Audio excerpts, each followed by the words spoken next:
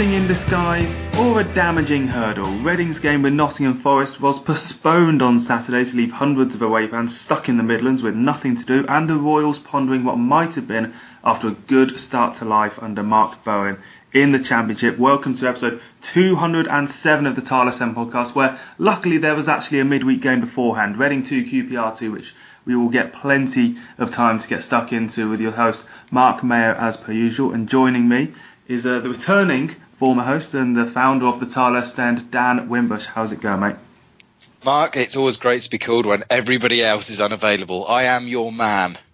Well, it's funny you should say that, because we were hoping for an awesome threesome today, but alas, a man who shall not be named is A West, I think, isn't that? It's too obvious. Shall we say Alan W? I think that's not very suspicious at all. I think people won't get that. Yeah, no, I think that's a fight. So yeah, we're on to two, but I suppose in a way we've knocked down half of the show in terms of what games we can actually cover today. So yeah, that's fair enough. Reading 2, QPR 2, and before we crack on then with the recap, I'll just quickly mention the Patreon campaign that we have up and running as always, and hopefully we'll be rewarding you with some nice treats and everything in the international break. We have some ideas for some content and just to keep us ticking over, and that money really just goes as a tip jar to say thank you and to get us a quick taxi trip here, or just to get us over the line, and a quick update for a computer program there. So thank you very much for people who do those, and we'll get on then and talk about one of the two games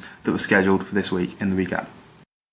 Come rain or shine, it's time to relive the latest match action with the recap.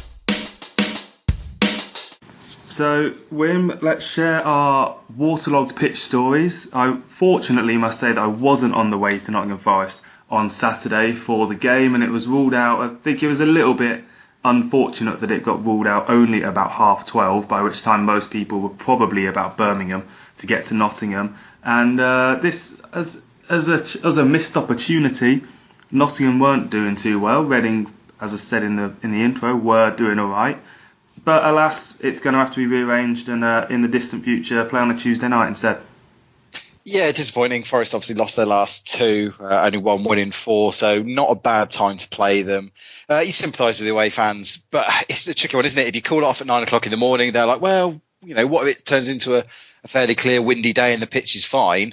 And likewise, if you leave it too close to kick off, then people are already in the stadium. So rock and a hard place. So disappointing that it is the only game, I think, in the Championship that got washed out this weekend. But look, Reading were coming off two games in a week, so chance to get some fresh legs. We've still got a few knocks around the squad. So look, hopefully we can come back whenever that will be.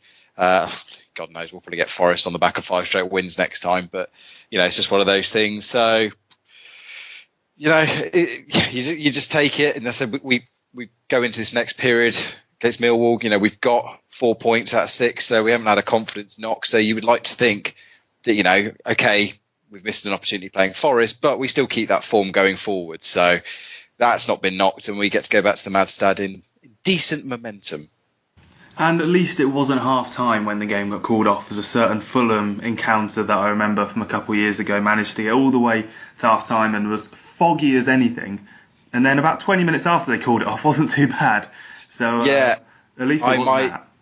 My two postponed Reading games in the wet stories are, the first one was about 1996 against Bury, now departed Bury, bless them. We were 2-0 down at home in a League Cup tie, and fortunately for us, it got called off because it was absolutely soggy at Elm Park, and everyone was quite happy except for all the Bury fans, and we then won the rearranged game. And the other one came out, I think it was New Year's Day 2003. We played Leicester at home, and being a 17-year-old that I was, I had been out on New Year's Eve and somehow managed to drag myself to the Medeski, sitting there rather feeling sorry for myself, and then you get the double whammy with the game being called off halfway through. So, and yeah, you get the fog game as well. I think the only person that will sadly remember that fogged game is poor Callum Harriott. He picked up that injury, didn't he, in that game? And was playing rather well, and I think he picked up the injury while hitting a pretty decent effort against the crossbar, so... Exactly. So, as I said, these things happen. We've kept the momentum going forward. We've not lost anything. So, I said, fingers crossed we'll take that into Millwall on Saturday. Yeah, my only aside from that fog game, I was on the way to Doncaster about 4 or 5 years ago now, and we were at Banbury, or actually no, we were at Bicester, as we heard that the Doncaster away game had been called off, and the situation with me and my parents in the car was, well, what are we going to do now? And Bicester has actually quite a nice shopping village. It does. Yeah, which my mum thought, well, hang on a second, we went shopping, which is. Is a fair enough alternative if you've only really got two members in the car that really wanted to go to the football game in the first place. So yeah, and if those people from Bicester Village are listening, we will 100% take that sponsorship on board. I'm sure I can speak for the current management on board, saying we'll happily take that money. So consider sponsoring this show. Yeah, it is. As those who have been to Bicester Village know that the quality of the outrage the range they have there is pretty decent. So. Any representatives from Bicester Village want to get in touch, or any, the Oracle, any shopping centre, any. Yeah, Broad Street Mall will take anyone. Yeah, we're willing to stoop to the Broad Street Mall. But anyway, we were getting massively tracked away. I suppose this was always going to happen when we've only got a game that was almost a week ago now, as we've sat down to talk about. And QPR home itself to a lovely shopping centre in Shepherd's Bush, 2-2 draw, and this was a game that. I went into with a little bit of trepidation, thinking that QPR were, while inconsistent, still a very decent team, and we were the better side on the night. Yeah, it's one of those things where QPR have put together one of those little sort of runs to start the season where they've just kind of snuck up the table. Lots of teams seem to do this. It was like when Preston pitched up and they were third in the table. Like, well, how did they get there?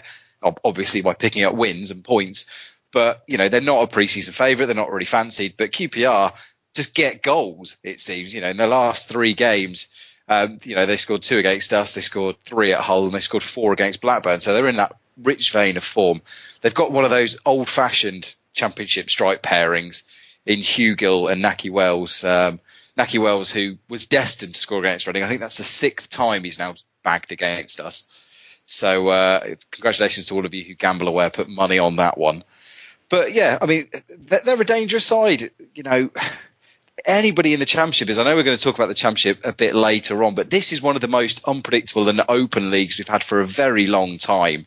You look at it at the moment, and we're 14 games into the season, and you've got 16th place Derby, who are only 9 points off the lead, and West Brom. And you would say, sort of man for man, quality wise, there's not a great deal of difference in there. I'm sure things will shake out, and look, I would be surprised to see QPR in the top 6 come the end of the season. But will they be sort of hovering? What was it Nigel Adkins said, you want to be in the race come March. I could absolutely see them being in that sort of mix. So, look, going and get a point there, especially, Reading were behind twice in that game. And I know we're jumping ahead a little bit, but to fight back twice, especially with the sort of form we've been in, the upheaval behind the scenes, on the pitch, selection issues here, there and everywhere, it's a massive amount of credit. And that's why, you're not necessarily that perturbed about the Forest game being postponed, because it's a really good chance now for us to go home, take on Millwall on Saturday, and potentially be sitting here with 7 points out of 9. Not that I'm saying we would have lost at Forest, but I think there's a much greater chance of that momentum being stopped at Forest than there is at home to Millwall. But it's interesting with the being behind twice. I was kind of wondering before we did the show as to, obviously Jose Gomez's side fell behind a lot, and I think the second goal was probably of reasonable QPR quality and came off a deflection. The first goal was just a nightmare. We passed it around the back, gave it away. Puskas then gave it away. Everything falls to shreds and it's a good finish. But anyway, the difference is, for me, between falling behind under Gomez and falling behind under just this game, I suppose, so far under Bowen, is that it wasn't coming. With Gomez, we kind of started games, looked a little shaky. Think of that Fulham game, for example. Had a chance, but looked a little bit here and there, and then Fulham score, and obviously everything falls apart. Or the alternative that we've had under Gomez is that afterwards we show a bit of fight. Under Bowen, that first goal came completely against the run of play. Reading had a couple of near misses, but as we discussed, QPR were going to give you near misses or no matter what happens.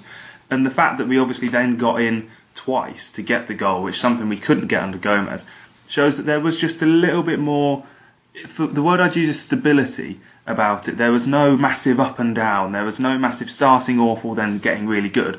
It was just a nice, steady, controlled, confident level of football that we expressed over 90 minutes, and obviously in the Championship game that finishes 2-2, it could have fallen either way several times. But for Reading to come back from 2 down, or to come back down from down twice, just shows to me that there was there wasn't that sense of panic, and there wasn't that sense of having to drag ourselves up either. No, and the word sort of I would use under Bowen so far is pragmatism, and I think that's what we're seeing from this team. They don't seem so rigidly stuck to a plan that when that plan gets upset, they're kind of sat there questioning, going, you could almost see it going through the minds of players, what shall I do now? Do I stick to the plan that's not working? Do I sort of veer off course? I think Bowen so far seems to have just sort of said to the players, look, I want to get the ball back to front pretty quickly. I'm not all about hoofing up there, but just have the freedom. And, you saw the ball that Ajara plays. I think it was Ajara, wasn't it, for Puskas's equaliser. That's the sort of ball that we didn't see very often under Gomez. And, we haven't seen very often under the last couple of managers. Now, Paul Clement might argue the fact, well, he didn't actually have the players to play that kind of ball. Ajara has probably been, I would say, our best signing of the last... I'm struggling to think of a guy who's been better than him. He's just absolutely sensational, and I could spend the rest of the show praising him for that. But look, he had the freedom just to play that ball, and you had a proper striker up front who, yes, he's been out of form. I've not been the most impressed with Puskás, but look, the quality's there. We saw the goal against Cardiff. We saw that finish. It's ironic that he seems to finish the hard ones and miss the easy ones. But, as I said, there's not that sort of panic. There doesn't seem to be that, oh, God, we've only got one plan. It's gone wrong. We've conceded a goal. How on earth are we going to get back in? And teams also, there's that bit more uncertainty how Reading are going to play, because they're not, the dogma isn't, Reading are just going to play around the back. And, Bowen has talked about turning us into a nasty side. And part of being a nasty side is you're not predictable. You're not a team that just turns up and follows the exact game plan that you've prepped for. You're a team that's prepared to, make a stronger challenge when needed. You're a team that is prepared to pump a long ball into the corner, to pump it forward, to try a splitting long through ball. You don't just, as I say, you don't follow the nicely prepared document that's been handed out to the opposition team, and they're easy enough to suss out. We look earlier in the season, the idea was simple: get the ball behind the Reading, sort of where the wing backs had roamed away from, and you could have a field day. That's not happening so much anymore. So, look, as I said, I've been impressed with what I've seen from Bowen so far, in so much that I think he's given the players that responsibility back, and so far they're rewarding him for it. Yeah, and I think it's interesting that nasty side that Bowen has been very keen to point out and stress in his post-match press conferences, and that for me shows itself quite well in the QPR game. It wasn't a foul or anything, but the thing that I noticed was that at 90 minutes, I think the board had just gone up for injury time. We had a free kick, and I think it was a pretty standard chance to pump it long, and we were just about to take it. And then I think it must have been Bowen or one of the Reading staff. We had a substitution lined up. I think it was for Pele to come on, and they ran forward and said, no, this substitution is happening now. And they didn't say, let's get the ball forward. And obviously the fact that they brought Pele on, the thing is, for Jaria was in itself quite we're going to sit on a point.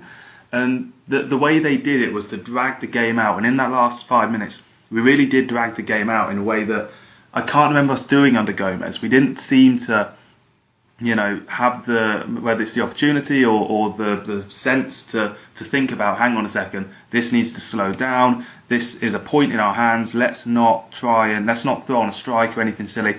Let's just do what we can. And the last 3 minutes breezed by really without event. And I think that's the level of stability, you could call it professionalism or foresight, that I think Bowen has because of his experience of working under someone like Mark Hughes. A lot of people didn't want Mark Hughes as manager, and I can understand that, but what he would have brought and what Bowen brings as a result is that complete world-wiseness. Absolutely. Of knowing this is how you get over the last 5 minutes. This is what you do to frustrate this part of the opposition's game. Yeah. And that, as a manager, I think is in the Championship especially, where managers like Neil Warnock excel, is priceless. Absolutely, and the debate on Gomez has happened on this podcast already, and it's happened across social media and the media and everywhere now. But I don't think Mark Bowen would ever make a substitution where he takes off 2 wing backs and puts on 2 central strikers. Whereas Jose Gomez, not knowing the English game so well and still sort of finding his way, I mean, maybe that works. I don't watch enough foreign football to know. Maybe that works elsewhere, but when has that ever worked in the Championship beyond an absolute desperation last 5 minutes sort of thing?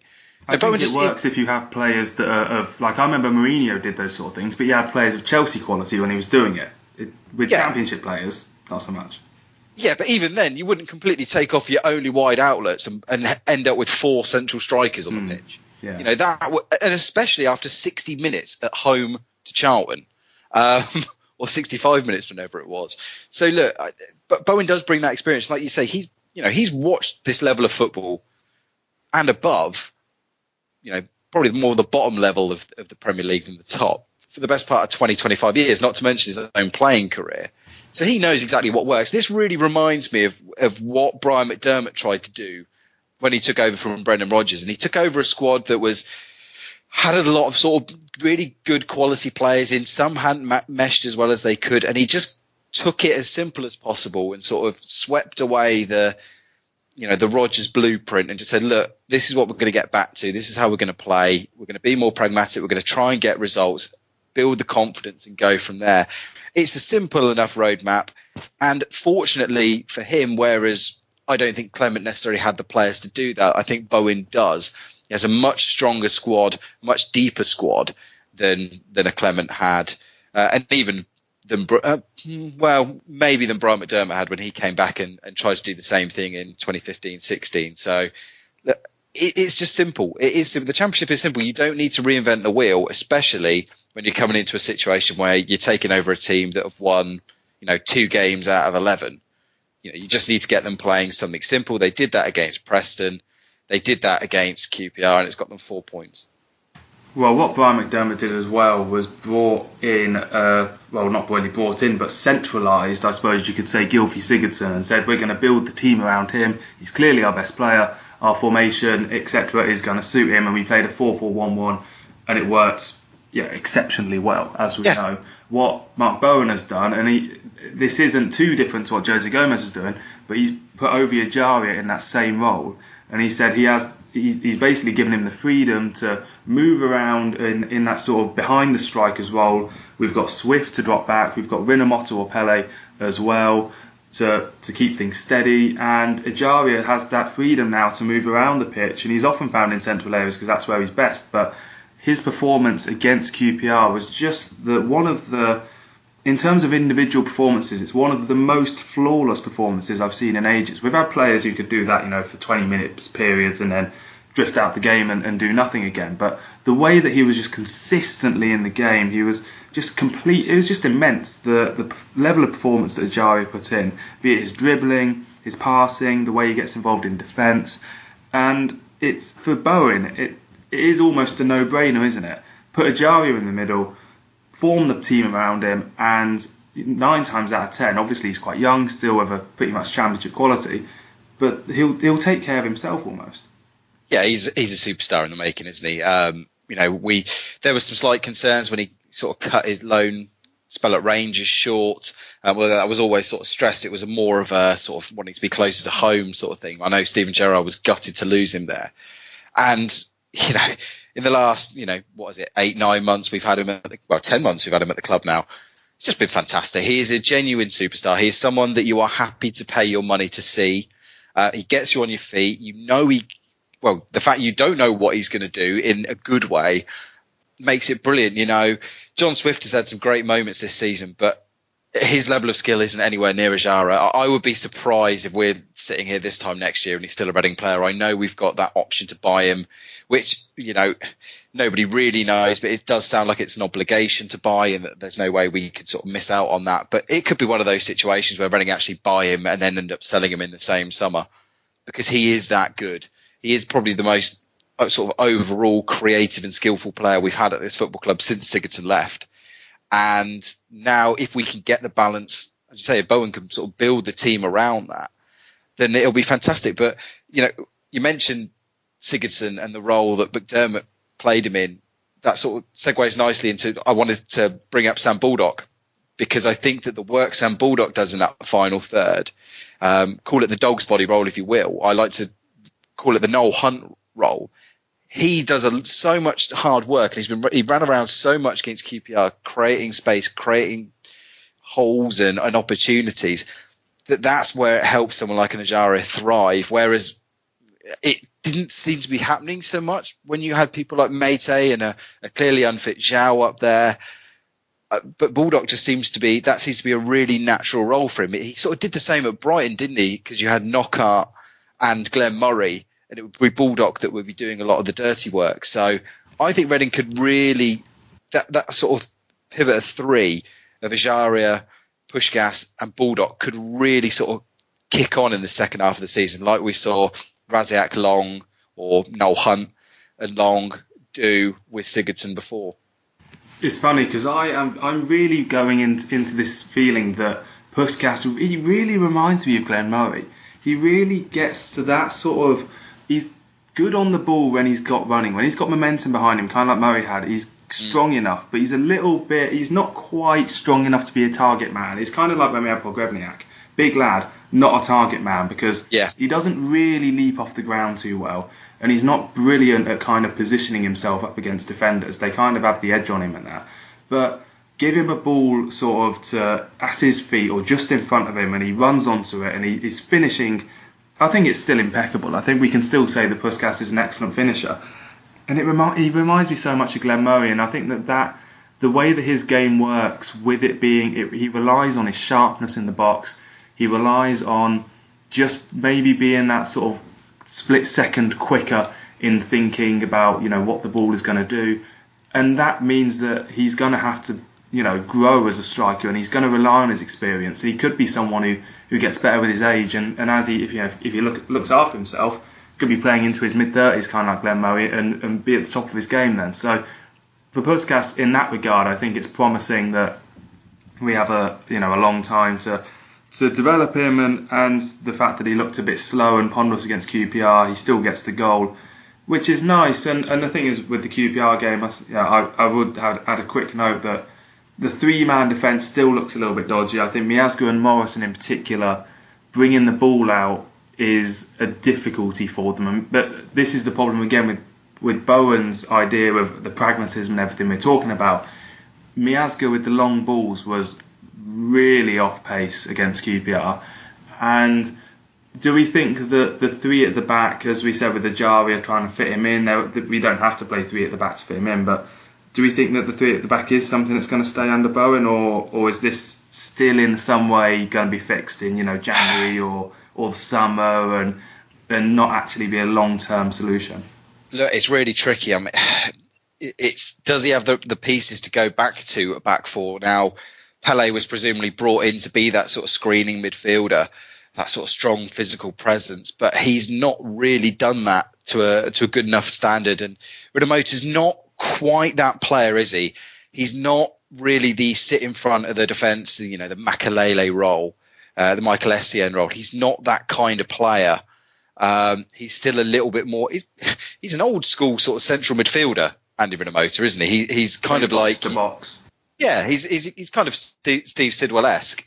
And Sidwell wasn't, he wasn't best utilised sitting in front of the back four. So, look, if you haven't got that screening presence, then maybe you do need to stick to the back three. I'm personally always a fan of a flat back four. I think, Mora Miazga is the pairing you want to go with, although I do like what Morrison brings from set pieces. But I would have that back four with Yidom and Jordan Abita when fit in at left back.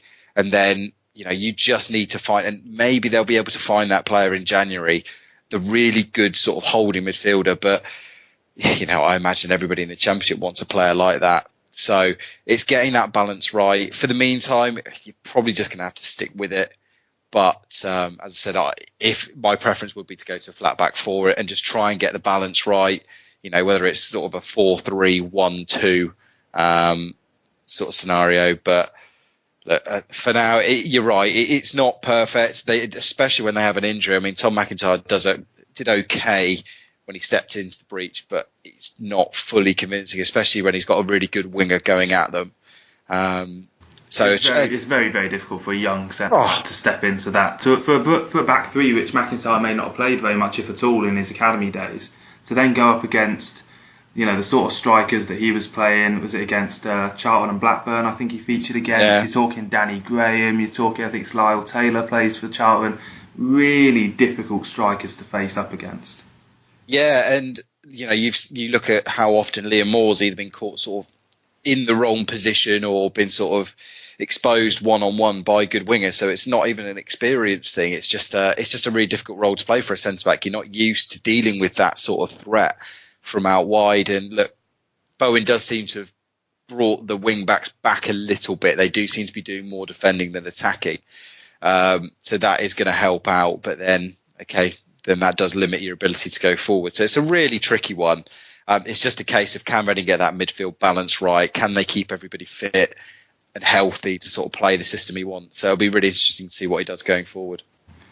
Yeah, so the last couple of points, I suppose, before we move on to the mailbag, I just wanted to highlight that Jose Gomez was in the Sky studio for the QPR game, and it was just refreshing to see how he was incredibly magnanimous, really, and just had nothing bad to say about the club. Even players like Sam Baldock that he didn't really use, he credited with being excellent workers, and I suppose maybe it's a little bit of hindsight for him, thinking, what if I could have done X or Y like Bowen does? But I don't think that he's that sort of man. I think he's probably very confident, as he said, that Reading would have been okay at the end of the season if he'd have stayed in charge, and it was nice that he wasn't had no sense of bitterness or anything. And related to that, Dan, my final point on the game is that Gareth McCleary returned into, I suppose if we're talking about playing a flat back four, you'd want wingers, and McCleary's probably the only natural winger left at the club. Yeah.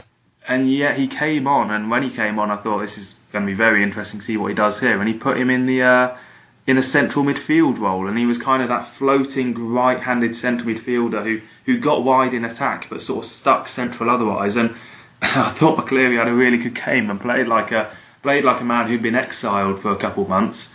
And really, it kind of exposed that as not being a very good decision.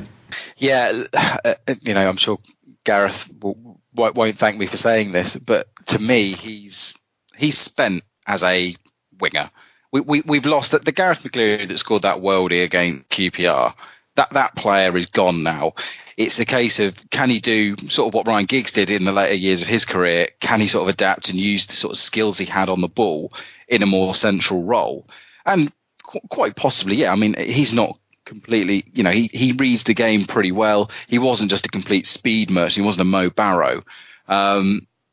Whether he's good enough to sort of unseat, Swift, Rinomota, Pele, well, you can unseat Pele pretty easily, but whether he's good enough to sort of stick around, I wouldn't want to see him necessarily as a traditional winger. I think Reading have clearly built their squad now to say that, traditional wide men aren't what we're going to play. So, as I sort of alluding to before, it's up to Bowen to find the right balance based on that. But he's a good guy. I'd said on Twitter before that I understand the club's decision. Whether you agree with it or not, they had made that decision. They clearly thought it was best for the squad going forward to sort of draw a line under, Gareth and Chris Gunter's Reading careers and just sort of, tell them to train with under-23s and just focus fully on one group. But look, Mark Bowen clearly sees value in him. McCleary is a very experienced player. He seems to be well liked by a large portion of the dressing room. So if he can add something and he's got another good 6 to 8 months in him, fantastic. But I'm still not sure that we should be relying on him as a first choice option. No, I think as an off the bench kind of impact player, he serves a pretty good purpose. And at the end of the day, he's out of contract at the end of the season, and that is something that I really don't think that they'll extend any further. And speaking of players who are out of contract at the end of the season, Vito Mannone is going to be returning to the club, we imagine, at some point soon, because his MLS season has finished, where he was voted goalkeeper of the season. So Vito Mannone back on Reading's books soon as basically forgotten man there. So we'll move on then and jump into the mailbag. But first, before we do, we will hear from Mark Bowen after the QPR game and get his thoughts. It's a hard, long season. You just got to keep on grinding out games, putting points on the board. And I was saying to some of the guys there that And I hope our fans will forgive me if I say that I want our football club to be a club that people fear playing, not just because we're a good football side, but I don't want anybody plays us and think, well, it's going to be a nice game of football today. We're playing Reading, we'll have a nice, enjoyable game of football. I want us to be known as a hard, nasty side that win second balls, that win tackles, that put it up to the opposition, and on top of that, with the quality that we've got, we'll get points, we'll win games, and we can entertain when we get the ball. But without the ball, we've got to be harder, nastier, and harder to play against. Back the boys and make some noise for the Tilehurst End Podcast. Come on, you Rs. For those who want to contact the Tilehurst End, we are always available on Facebook and Twitter, and of course on the Tilehurst End at gmail.com. And Dave de la Riviere has done exactly that and emailed in. And he says, like most fans, seeing Ajaria on the ball brings back that spark that I've not seen since Jimmy Kebe. I know different players and styles, but the edge of the seat spark is the same. But while Ovi can get out of the tightest spots, we don't seem to capitalise on him drawing three players in and making space for others. Do you agree? Quite often his teammates seem unprepared for when he gives them the ball. I guess it's the same unpredictability that puts the other team on the floor. But I feel when his teammates get on the same page, we will rip through the opposition. It was great to see another aspect of his game against QPR. The vision and the execution of the setup for Puskas was superb. Thank you very much, Dave, for getting in touch. And really, I think that it's a good point that the players aren't necessarily on the same page. And I think part of it is that John Swift, who is probably the best player to be on the same page, has been pushed a bit deeper and been told to, that don't leave us too exposed. But with Baldock and Puskas and obviously the wing-backs, the sort of four that you'd rely on to be on the same page, and do you think that this is just going to be a case of time, or is there just a real possibility that Ajaria is just kind of too good for them? I don't think it's too good for him. I remember lots of people used to say that about Marek Matiowski, that he was too smart for the rest of the team, and I never really sort of bought into that. I think it's just it's having the experience and having the situational awareness to know what Ovi's going to do. I mean, how often have we had the same unit in front of him? 1 week it's Mate and Puskas, 1 week it's Zhao, 1 week it's Puskas and Baldock. 1 week the wing back is Jordan Abita, then it's Omar Richards. So he hasn't sort of had that same sort of core around him. And I think the more that you sort of stick to the same sort of 3 or 4 people, maybe you make that change, maybe you have Mate in 1 week, Baldock in another week. But the more you have that, and the confidence as well, to know that if I make this run, I'm not going to, look like a prat. The ball's probably going to come here. The more they play together, the more sort of time they spend together on the pitch and get used to it, the more it will come. So I don't think he's too intelligent for the rest of them. I think you've got players that have played at, Sam Baldock's helped a team win promotion. George Puskas has done enough to earn plenty of international honours and be on the books of Inter Milan. So they should definitely be able to sort of capitalise on that. But it will take time. It will take confidence. And the more we see performances like we did at QPR, where Reading can go away and score 2 goals, the better. Well, it's also a long season, and Reading have only played 13 games of 46 so far. So if it takes until game 25 and everything perfectly clicks then for the rest of the season, that's 21 games of everything being perfect. So I think we have got the time, and the position in the table at the moment, obviously with the Nottingham Forest postponement, we're 21st, 1 goal difference outside of the relegation zone, but that's not, at the moment, not something that I'm too worried about. So Ajaria should have the time to sort of click with his teammates. And the 2 unfortunates tweeted us, friends of the show of course, saying, pleased with the grit shown against QPR with no little skill. Happy for there to be a moratorium on playing it short in our box, but I'm not so sure about lumping it long throws in attacking situations. This is likely to wear thin. And this is related to Liam Moore with his very interesting standing long throws. Didn't make like a massive run up, sort of Rory Delap-esque, but bent over backwards to then ping it into the area. And I don't remember any chances being created from it. But as a weapon, I'm not too against it, because we're not, without wingers especially, we're not too adept at creating things from throw-in. So I suppose in a way it just kind of gets it over and done with. Yeah, look, Reading and throw-ins, for whatever reason, throw-ins have been a real sort of weakness area for us for years. We never seem to create anything from them. So look, if Liam Moore is working on this, and they're working on this in the training ground, you look at how many goals Rotherham got last season from long throws. They do cause chaos. Bowen has worked at clubs where they've had that weapon, and clearly it's a tactically like. So like you say, if you've not got wingers and getting loads of crosses into the box, you do like to create that uncertainty. So pretty happy with it. I can see what Rob and the two unfortunates are saying.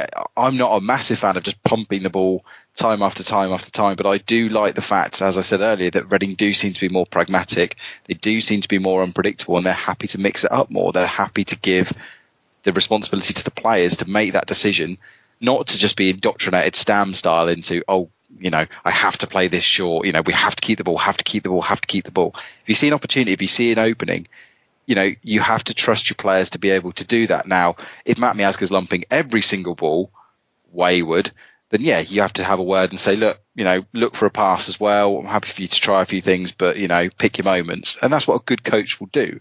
A good coach will look back at performances and then see people on the training ground and say, you need to tweak this. Reading have won promotion, won this league twice on the back of defensive partnerships.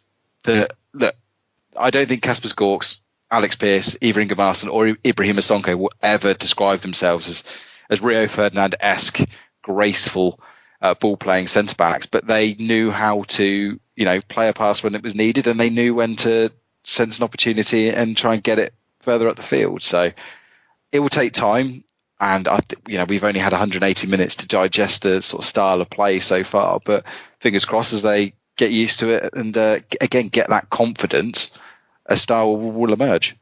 And like it was with the Jari, it's about the players who are receiving the ball knowing what to do as much as the player playing the ball and getting used to that.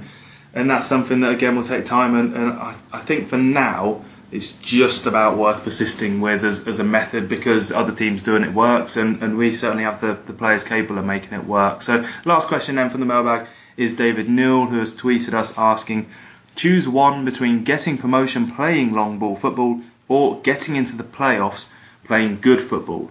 Now, I think if I was to take away Reading's playoff record from this, it might be a more difficult question. But I must say that the getting promotion with long ball football is the option I choose out of that, for the very simple reason that Reading beat Wigan last season 3-2 to effectively stay up, and also we went and beat Ipswich 2-1 with both very late goals, and both, probably the two moments of the season for all intents and purposes. But the thing that I remember from those games is that we scored the winner and that we won the game, and obviously that it was very late on. I don't really remember too much about how those goals went in, or little do I care. The fact that they went in and that we won the game is the most important thing. And playing long ball football, it doesn't detract from that for me. I don't know what you feel, Dan, but it doesn't ruin a win, if you know what I mean. Why does controversial here? Why does the length of a pass matter? It's what you do with it. There you go. Take that quote away. Whether you're finding a player from 5 yards or 25 yards, the idea is to find the player. I don't understand why people in 2019 are getting so het up about styles of football. Now, look, again, if it is just consistent, aerial ball, Pulis-esque. Yeah, then okay, you might say, just get it on the deck. But look, if you are playing a nice mix of short balls, medium balls, long balls, and more importantly, you're getting the ball to players like Ovi Ajara, who are going to get you on your feet because you think they'll do something great, or you're giving Puskás a chance to finish, that's what matters. Those are the moments you go to football for. Look at Jaap Stamsrud. We finished third, but you will find very few fans that will sit there going, I really like the way we played that season. Crowds dropped. We were winning games and crowds dropped because people were getting so fed up of the ball just going sideways. And yes, very occasionally you got a great passage of play and you scored a lovely goal. But Brian McDermott's team didn't play short, pretty football, and they played some of the most effective football. But that wasn't long ball. You can't describe Brian McDermott's team as being a long ball team. Steve Coppell's team weren't just all about pass. They played direct balls when they needed to. They got crosses in when they needed to.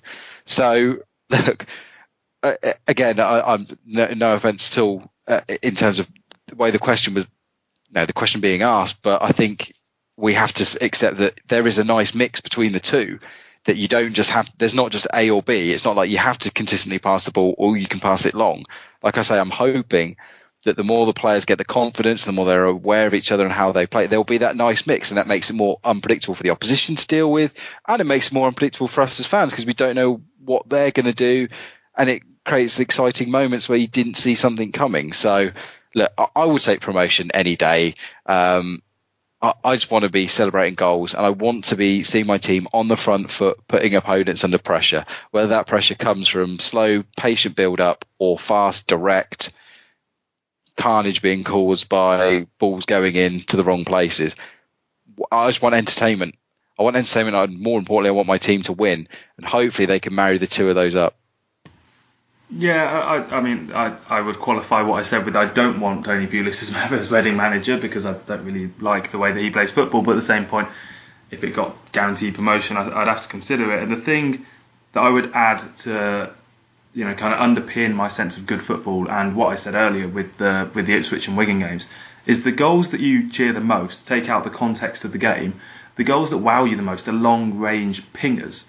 And if you had a team that only ever scored long-range pingers, then that'd be amazing. But it's not really a thing, is it? You can't guarantee it. You can't kind of Golden State Warriors your way to the championship promotion. But you cheer, your crosses into the box with a header. I think just as much as you cheer a lovely passing move. And yeah, you get more plaudits on the TV and Swansea Loner and all that sort of stuff. I remember coming through, but ultimately that's not why I really watch football, to get nice pundits talking about us. So yeah, I think I can understand the question, and I think it's a good one to ask, but it will always generate debate. But for me, I do stand on the promotion, and please, the Reading being in the playoffs is not something that we really, at least this season, it probably isn't something we'll have to sit there and do at Wembley again and watch Derby or Fulham or someone celebrate and lift a trophy while we trudge out having been beaten at Wembley again. So that's a bit of a saving grace, and with that in mind, we'll jump ahead and go on to the Newsbites.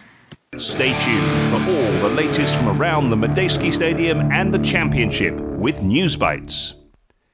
Let's catch up with the other teams in Reading Football Club then. The women lost 2-0 to Manchester United on Sunday. That's left them 8th in the Women's Super League, so a bit of a disappointment there. They next play West Ham in the Conti Cup on the 3rd of November. 2 p.m. kickoff there. The under-23s, they're facing Aston Villa shortly after we record the podcast. They're currently 8th in the Premier League 2. And the under-18s beat Aston Villa 4-3 away on Saturday in the under-18 Premier League Cup. So a good victory for them and progression. Other news in and around the club, there is a Star Fans Forum, I believe, on Tuesday the 29th of October at 7:30 at the Medeski. So that is tomorrow as we're recording this, so maybe today as you're listening to it. So Star members free for them, or you can join up on the night. And we've also had the QPR game on Boxing Day moved to 7:30 p.m. So, I mean, Dan, people have complained that this is very inconvenient, and I completely agree with the obviously a lot of people would rather spend the evening at home on Boxing Day rather than trudge out to the Medeski. But I would say in terms of transport, Boxing Day is a pretty crap game generally to get around if you're not driving. So at least in that respect, it doesn't have too much of an impact. But I suppose as 7:30 p.m. games on Boxing Day I can't remember it being a thing in previous years. I couldn't tell you, to be absolutely sure. It's disappointing if you've already made plans around the game, but these are things that we know can happen. It's just Reading with the unfortunate team to be on the receiving end on this occasion. TV companies, someone was going to, if they had that slot in their scheduling, then 2 sets of fans were going to be inconvenienced. In terms of who it is, you'd probably rather, from a QPR point of view, they're probably actually fairly happy, and that I'd imagine they've still got a few public transportation options. I haven't looked it into any great detail, but it's also only a short drive or coach trip as well, so it's not like they've spent hundreds of pounds. But look, it's modern football. It's just it's the part you play for. It's great being able to see Reading on Sky on a Tuesday or wherever you are on a Tuesday night. And one of the unfortunate things about that is that occasionally you are going to have your game moved. So it's just one of those things. Really, I sympathise with those. But for some people, I'm sure it's actually been a good thing. Maybe they had plans with family during the day on Boxing Day. Now they can get away in the evening. So it swings and roundabouts. Yeah, no, I suppose ultimately those you hear of the complaints. People who are quietly pleased about it do remain quietly pleased, as definition would tell. So yeah, that's moved to 7:30 p.m. And also, as we have only one game to talk about this week, we're going to have a quick look over the sort of state of the Championship now. We've had 13 to 14 games in it, and really the reason I wanted to bring this up is that we've now played Preston, Bristol City, Fulham and Sheffield Wednesday of the top 6, and Reading sitting 21st. We haven't played we've played one team from the bottom, 1, 2, 3, 6, not including ourselves obviously, and we beat them as well. So we played one team out of the bottom 7 and 4 teams out of the top 6, and I wanted to get your opinion, Dan, on really how much better are these teams at the top of the table at the moment than those at the bottom, and really what sort of position does that leave the Championship in for this year? I said at the start of the show, it's one of the most open championships you've seen for years. You've got, what is it? There is, Preston second on 25 points. You've got Birmingham in 11th on 22 points. And there's not an outstanding team this year. I mean, West Brom have been fairly strong, but they've drawn or lost half their games. They've only won 7 out of 14. Preston, 7 out of 14. The way things are pacing out at the moment, a team is going to win the league on about 85 points. And that's the sort of points tally that I think I can't remember did we get to 90, I think, the year we won it under Brian McDermott. So there's not really that strong contender that's leaping away. Leeds are doing a Leeds. Again, they seem to be very strong in defence, but they can't seem to get away with it going forward. West Brom are the opposite. They seem to score loads of goals, but they do leak goals at the other end. Preston we've beaten. They're second in the table. No one who watched that game, a week ago on Saturday, will say that they were any great shakes. Sheffield Wednesday, we could have easily got a point off as well. Bristol City, again, if Puskás takes his chance, we get a point there. Fulham completely outclassed us, but Fulham are just a very unpredictable side in this league. John Swift sent off as well. Yeah, exactly. And then look, got QPR, Charlton, Forest, Birmingham, Hull, Brentford. They're all hit and miss teams. It's just about, I said that Nigel Adkins analogy earlier, it's about staying in the fight till Easter time and being in striking distance and then hitting your form at the right time. I'm sure 2 or 3 teams will sort of slowly break away from the pack, but maybe they won't. And you look down at the bottom as well. I mean, Barnsley, you think are probably going to go. They look in free fall, sack the manager. Stoke, up and down. Nathan Jones seemed to be escaping his way out of trouble, and now they've just lost another couple. Huddersfield have sort of found their footing a bit. I think they'll slowly start to pull away. They've got the resource of parachute payments and things as well.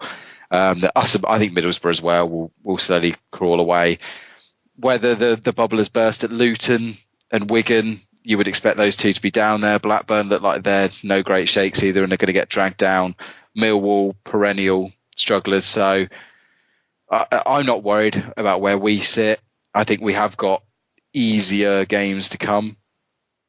Starting with that Millwall game on Saturday, you have to be targeting that for an absolute minimum of point and really 3. Anything less than 3, and you're going to be really disappointed at the weekend. So, yeah, it's wide open. Is there any teams in particular you like the look of?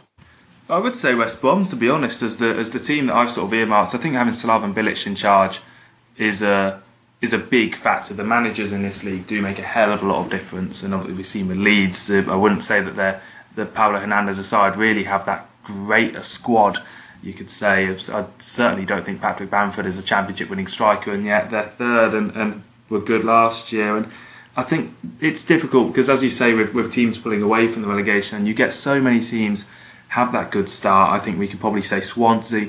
I can really see them dropping off.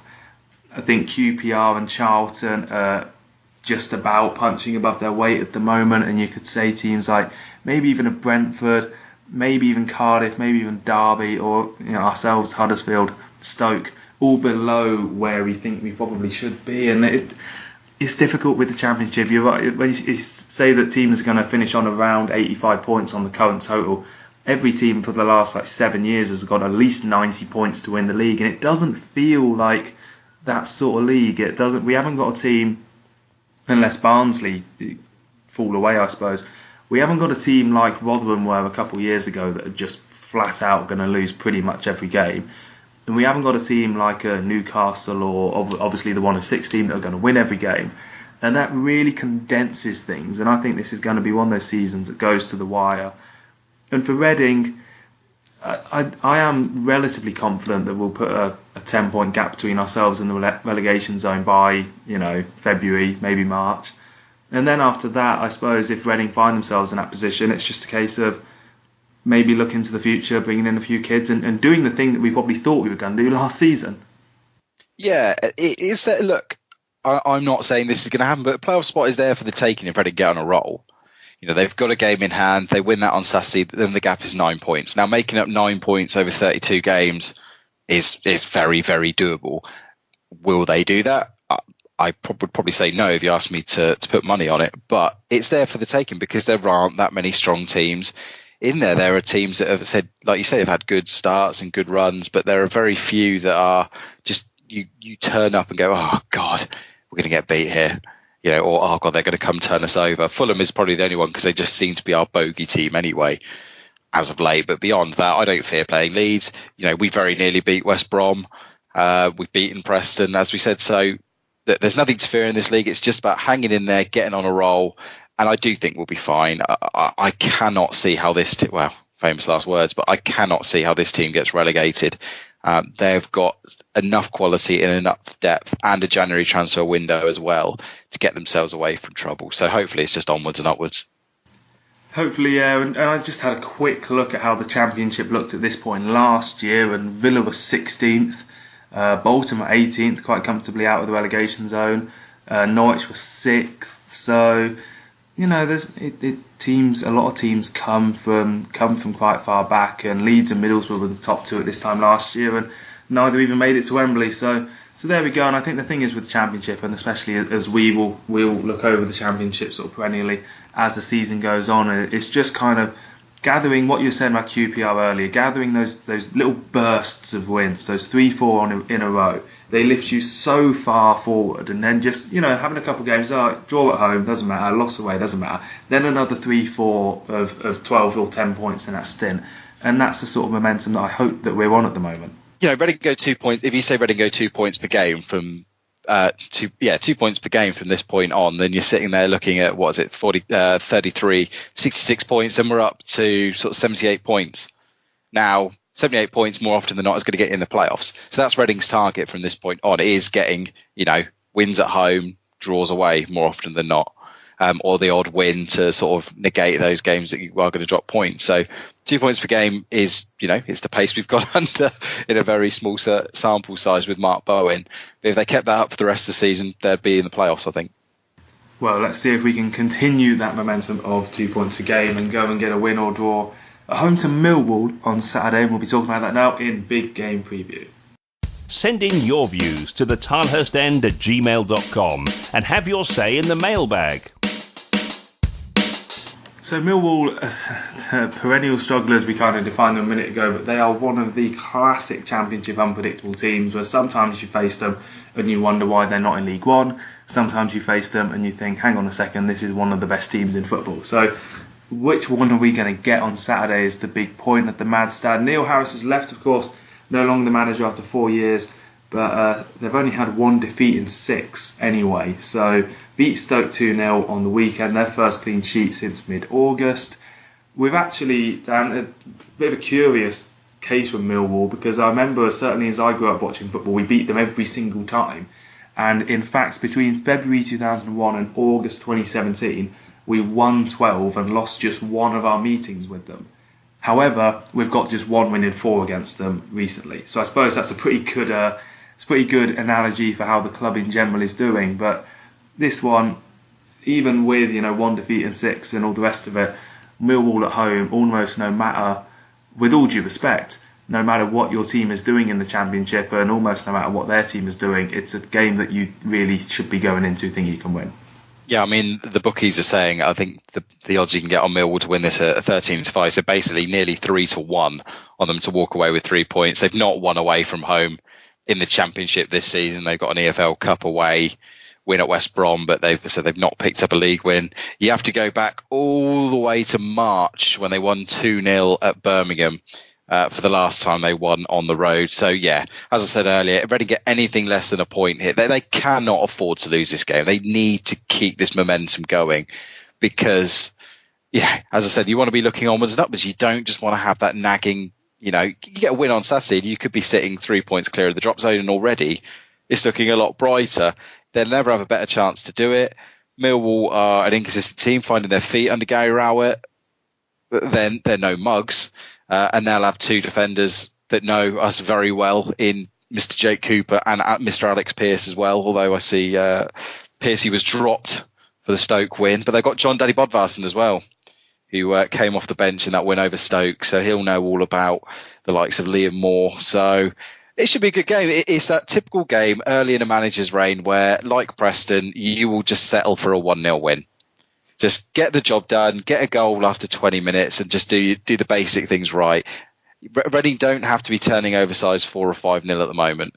Reading just need to be getting wins and proving that they can hold on to leads and just building up the confidence of everybody around the squad to know that they'll do their jobs. And then after that, you've got Luton at home, which again is another very winnable game. Brentford away is a tricky one, and then Leeds at home is going to be tricky as well. So you want to be going into that Brentford and Leeds tilt with 6 points in the bag, and they should do it. They really, let's not mess around here. Reading should get the 3 points. As I say, there's no disrespect to Millwall, but the bookies aren't often stupid, and there's a good reason that Millwall are nearly 3-1 to win this one. Yeah, I quite agree. And in terms of the Tilehurst End Prediction League, I think I'll lay my cards down right now and say that we should be getting that 1-0 win that you've spoken about, because we're not quite, we're not the finished product yet. So a 1-0 win at home, at the end of the day, it's not something we can turn our noses up at. And in the Prediction League, obviously no one had postponed for Forest, so no one gets any points there. Sim, Ollie and yourself had a draw for QPR, so you're now 6 points behind me as the closest runner. I've also totted up, if all the predictions were correct, Reading with 12 points at the moment. Yourself, your predictions have Reading on 13 points and Johnny's on 11. So some pretty accurate predictions so far. I think it's probably easier to predict this season than it was last season, at the very least. So what do you think is going to be the scoreline for Millwall? I'll say 2-0 to Reading. 2-0 it is, which I think, as we said, it's just about getting points on the board at the moment. And Mark Bowen's Reading are in a very good position to do that, and maybe the postponed game, as I said at the top of the show, is going to prove to be that blessing in disguise, gets us all nice and fit and ready. And hopefully, typically that can also mean we spend the first 5 minutes of the game asleep, but hopefully that won't happen, and that ends really the Tilehurst End Podcast for episode 207. So we'll be back next week, which I think will be we've got a couple more shows before an international break after the Millwall and after the Luton games. So thank you very much, Dan, for popping by. Mark, always a pleasure. Great to be in a position to come back on the show. Keep up the fine work. I know you guys are all working really hard over on the Tilehurst End, so great to see that hard work continuing with the podcast as well. So fantastic. Thanks for having me on.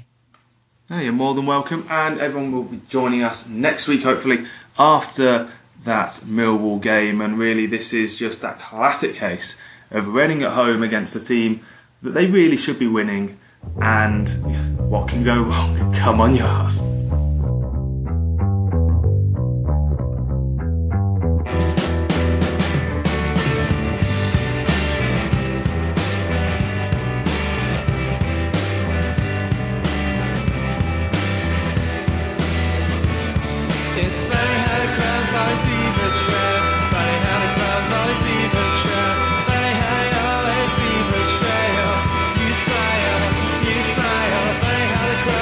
Leave a trail.